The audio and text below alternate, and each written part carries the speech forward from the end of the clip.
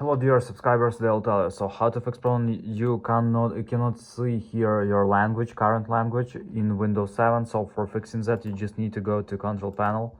After, you just need to go to clock language, and here you just need to tap on change the date time and just go to keyboard and languages. After, you just need to tap here. After, you just go to language bar, and here you just need to choose show additional language bar icons in the taskbar. Just tap on apply.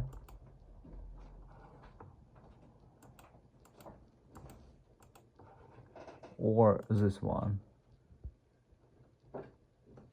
And just tap on apply.